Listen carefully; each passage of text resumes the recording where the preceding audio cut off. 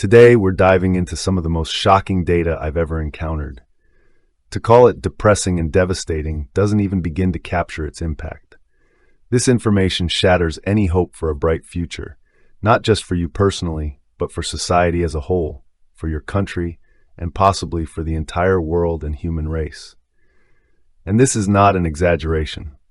I'm not trying to be dramatic or blow things out of proportion. The reality of this data is more terrifying than crime rates, cancer deaths, child trafficking, or even the alarming news about rapid advancements in artificial intelligence.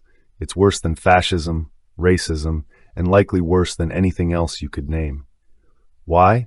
Because it strikes at something more fundamental, leaving us, as people, with less hope. This issue is far more serious than any disastrous data you've probably encountered before. It's more cruel, more impactful, and much harder to combat.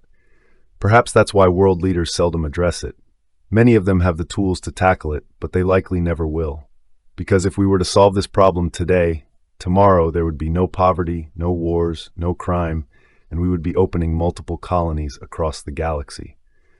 Ironically, the words used to describe this phenomenon are quite mundane. It's not a loud, alarming term like war, death, or plague.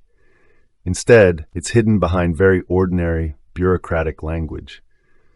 What we're talking about is functional literacy. You might be thinking, how can functional literacy be scarier and more terrible than war?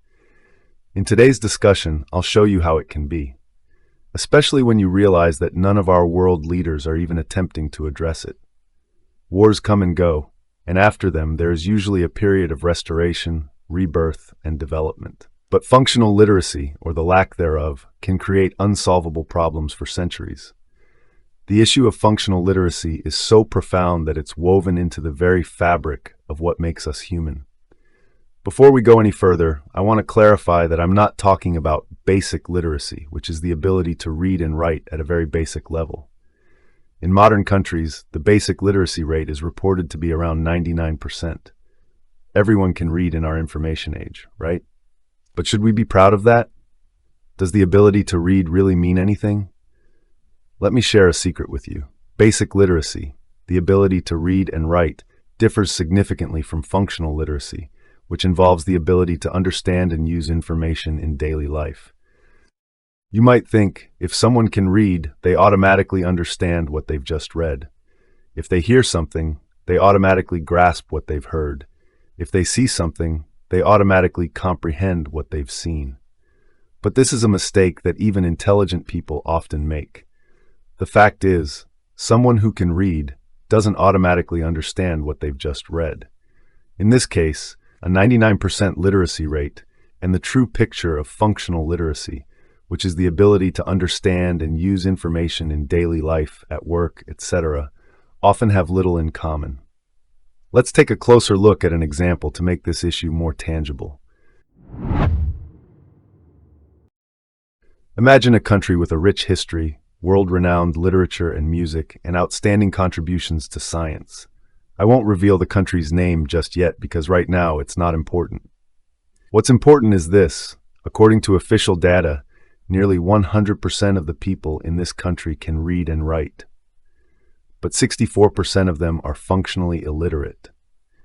This means that 64% of people who can technically read don't actually understand what they've just read. These individuals might struggle to comprehend even short news articles, especially those containing detailed information. They might misinterpret the context or key points, leading to misunderstandings about current events. They're unable to make informed decisions, such as when voting, because they can't fully grasp political platforms or policies. They may struggle to critically evaluate the information presented by different candidates, leading them to make choices based on manipulation and simple propaganda rather than their own thoughts. That's 64% of the 100% who can read. A high rate of non-functional literacy doesn't just affect newspaper reading and voting. It causes problems in everyday communication because of a limited vocabulary. People with non-functional literacy often struggle to express their thoughts and ideas clearly, leading to frequent misunderstandings in conversations. They might not fully grasp the subtleties of what's being said. These individuals also have trouble reading product labels and prices.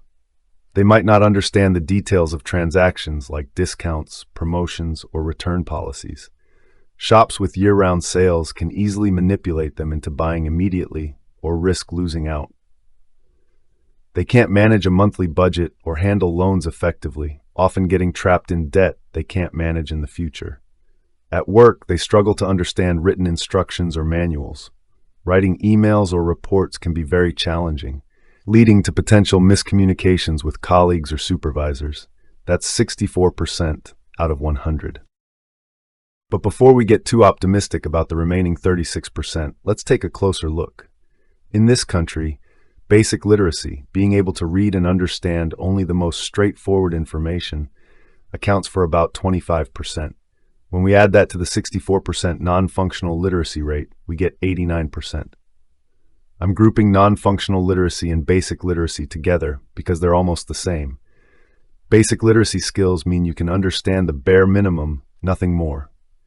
For example, you can use a TV guide or compare ticket prices, but dealing with slightly more detailed information, like nutritional content or special offers, is beyond their limits. Such individuals can read and understand simple news articles, especially those written in clear and straightforward language, but they can't dive into detailed analysis. In everyday conversations, they can express their thoughts and feelings on familiar topics, but anything outside their comfort zone is beyond their grasp. They can't engage with new ideas. At work, they can follow basic written instructions and complete routine tasks. When it comes to making important decisions, like voting, these people can gather basic information about candidates and policies, but that's it. They're most likely influenced by catchy slogans planted in their minds by politicians who know how to sell themselves, though this often doesn't mean they know how to solve the country's problems.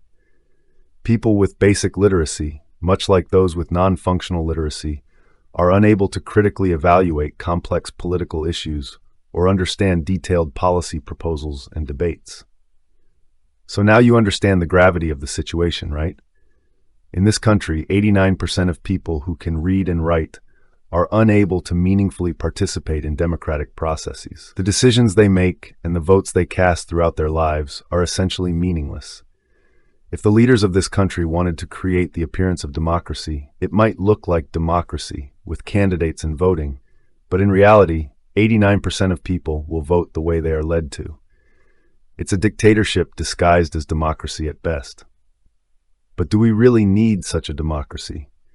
Do we really need everyone, including those with non-functional literacy and basic literacy, to express their will, if they even have a will of their own? Only 2% of the population in this country has fully functional literacy. Another 8% have intermediate literacy. Those with fully functional literacy, just 2%, can read and understand in-depth news articles, editorials, and opinion pieces, even those with sophisticated language and detailed analysis. They can critically evaluate the information, identify biases, and form well-informed opinions based on the content. They can engage in deep, meaningful conversations, express complex thoughts clearly, and understand subtle nuances. Their communication is effective and nuanced, whether they're writing detailed messages or discussing complex topics. They can compare products, understand the implications of different choices, and make well-informed purchasing decisions. They can also follow complex written instructions, manuals, and technical documents. They're capable of analyzing intricate information, identifying problems, and proposing well-thought-out solutions based on written data. Voting isn't an issue for them. They can critically evaluate the information presented by different candidates, compare their platforms, and make well-informed decisions based on a thorough understanding of the issues. That's just 2% of the population. If we add the 8% with intermediate literacy, who can handle moderately complex reading and writing tasks, we might say that 11% of the population can read, understand, and make decisions that benefit not only themselves but society as a whole. The president of this country forced the government to change the Constitution 3 times so that he could be re-elected more than twice in a row. Not long ago, he became president for the 5th time, having ruled for nearly 25 years. According to official data, about 89%, to be precise, 88.48% of people voted for him. These were supposedly democratic elections, with other candidates on the ballot. Yet in 25 years, he has made his people poorer than ever. He has never presented a program before the elections, and not once has he participated in debates with other candidates. Yet the people really voted for him. He won every election, with the most recent one showing an overwhelming 89% support. It's quite a number, isn't it? Interestingly, it's the same 89% when we combine the numbers of non-functional literacy, 64%, and basic literacy, 25%. These are people who are unable to make informed decisions or understand anything more complex than a TV guide. Sure, they can read, 100% of them can, but these 89% just don't understand what they've read. And because of that, their decisions aren't driven by any real thoughts of their own. They're unable to think critically about even simple tasks, let alone important decisions like voting in their country's elections or choosing a better future. In some sense, they can't even dream about it because they don't have the imagination to do so. The country we're talking about wasn't founded by fools. It's a European country with a shared history alongside its European neighbors. It has fought wars, made truces, formed alliances, and traded with them. This country is mentioned frequently in every European nation's school textbooks. European history is incomplete without it. And yes, I'm talking about Russia. Russian literature has given the world giants like Tolstoy and Dostoevsky. Its classical music school produced names like Rachmaninoff, Tchaikovsky, and Shostakovich. Russian scientists have made inventions that are integral to the modern world and its technologies. Yet, despite nearly 100% of Russians being able to read and write, only 11% can truly understand and work with the information they receive. Now that the name of the country has been revealed, you might feel some relief. But hold on, it's too soon for that. The point is that Russia isn't an exception. In most countries around the world, the combined number of people with non-functional literacy and basic literacy is alarmingly high. I'll share some shocking statistics about the United States in a moment that will likely shake you to your core. The world's superpower, the country with the most high-tech companies, Silicon Valley, and world-famous culture, doesn't look much better than Russia. But first, let's briefly wrap up our story about Europe. In Italy and Portugal, the rate of non-functional literacy is about 40%, while in Bulgaria it's nearly 47%. These are people who can't understand what they read at all. Basic literacy, which isn't much better than non-functional literacy, is close to these numbers as well. So when you add it all up, the overall number of people with fully functional literacy is pretty low. Let's take Romania as an example. About 42% of people there are at the non-functional literacy level, 25% are at the basic literacy level, 22% have intermediate literacy, and only 11% have fully functional literacy.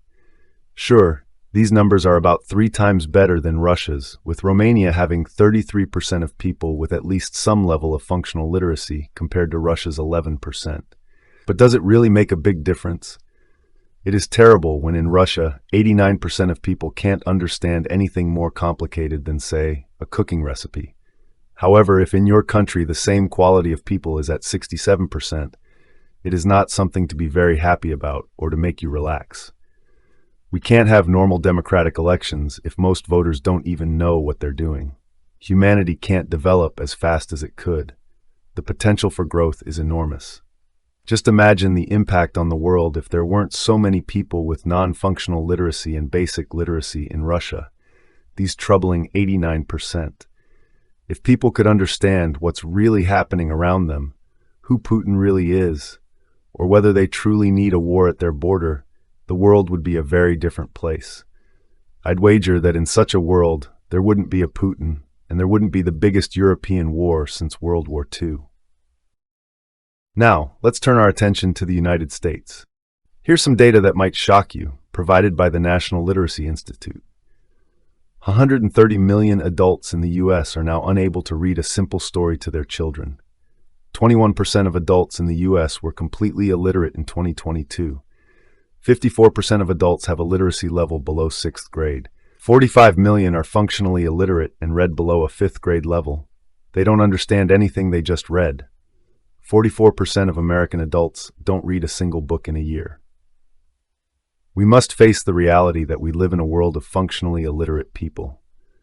I'm not saying that this world was created by them, but in many ways it was created for them. We see it everywhere. Everything is increasingly simplified, reduced to a childish level of comprehension.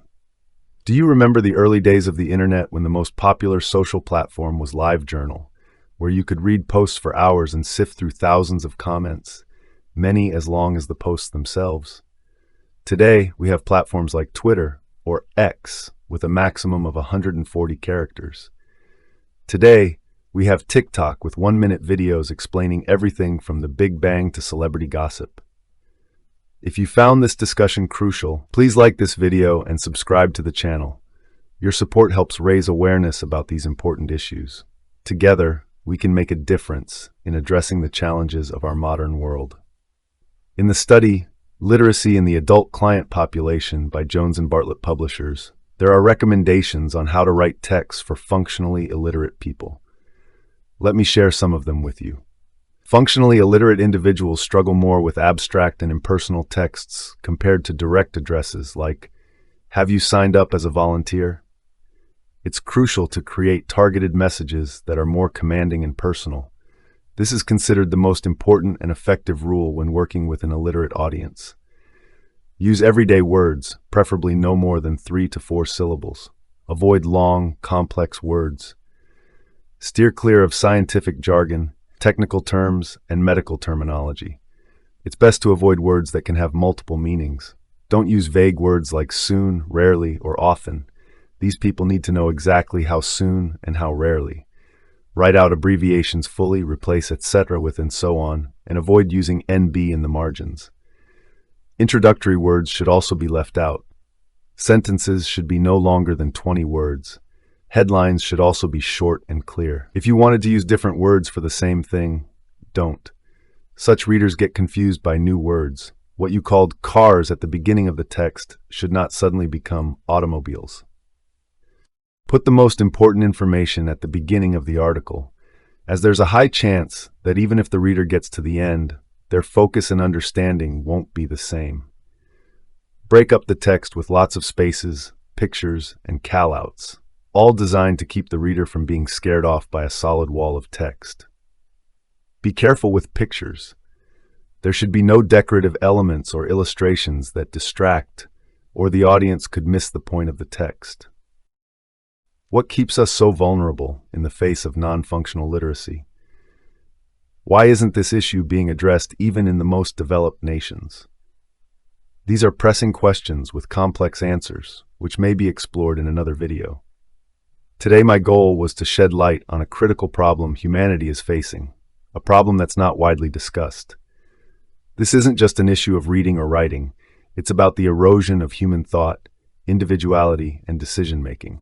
As our ability to process and comprehend information diminishes, artificial intelligence is rapidly advancing, becoming more adept at navigating the sea of data surrounding us. In the coming years, AI will likely perfect its ability to think and act autonomously, while we as a society risk losing these very abilities ourselves. This trajectory suggests that we are collectively learning helplessness, increasingly reliant on AI to guide us. The crucial question remains, will this growing dependency on AI be beneficial for us? And if so, who will truly benefit from it?